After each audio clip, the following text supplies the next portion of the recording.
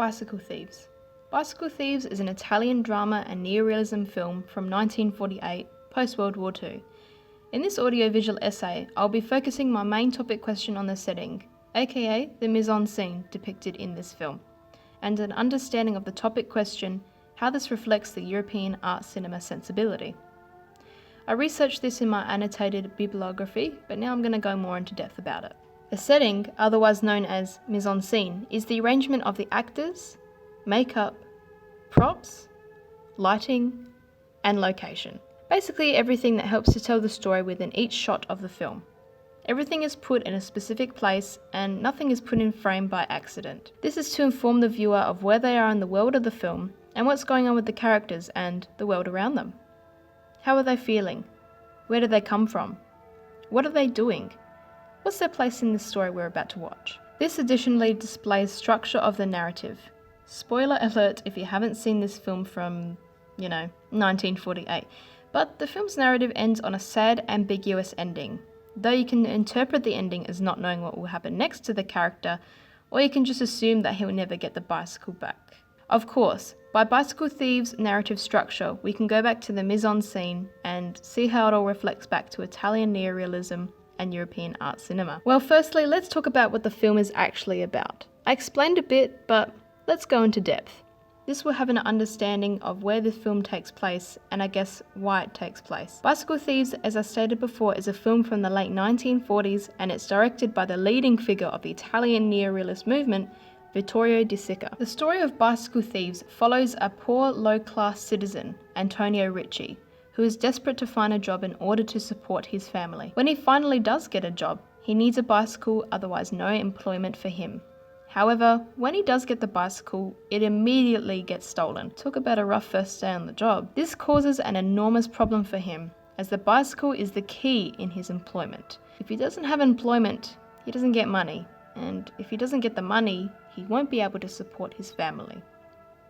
By that description alone and what you can see on screen, the setting, the mise-en-scene, paints the story of the world of the film. This film was only shot on location in the real streets of Italy, so everything in this film is realistic. The use of the wide shots and lack of close-ups in this film tells us where we are, and it also helps establish real time. This is used for realistic purposes, to give the viewer more of an understanding. By this mise-en-scene, we can see that the setting is Italy, 1940s. Poor, lower-class citizens and the struggles they encounter on a daily basis. To quote from What is Cinema Volume 2, the techniques employed in the mise-en-scene likewise meet the most exacting specifications of Italian Neo-Realism. Not one scene shot in a studio. Everything was filmed in the street. They also casted non-professional actors as ordinary, everyday people. This not only reflects the realism of the story, but it was also very relatable at that point in time. I believe that this reflects European art cinema awareness, because as the mise-en-scene arranges the setting of the world of the film, we can see that it was filmed with actors with no experience, hence creating an ordinary, everyday character type, which was common in many Italian Neo-Realism films. Makeup is used to express a character's psychological traits, what they've been through and what they're going through.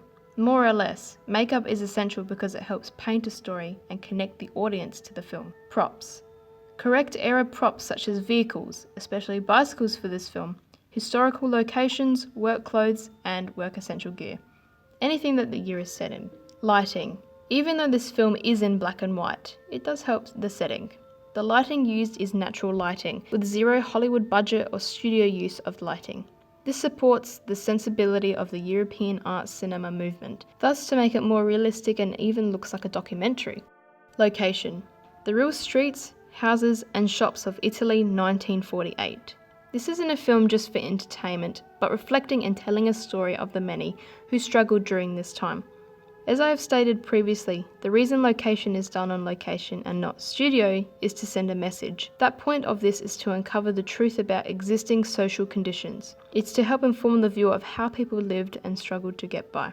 On a final note, I believe what I have covered expresses what European art cinema and Italian Neo-Realism involves. From what I have stated, the setting of the film is a huge part of the European art cinema awareness, and Bicycle Thieves is, in my opinion, one of the best examples of that movement. The setting covers the who, what, when, and where.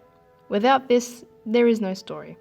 On a personal note, after I'd actually watched this film, I immediately thought of my Italian side of the family, and I thought about how my grandparents grew up during this time and what little they would have had.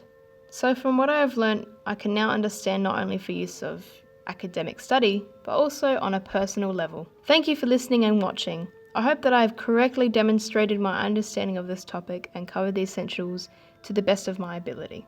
Thank you, and I apologise if I did any stuttering or incorrectly said any words wrong.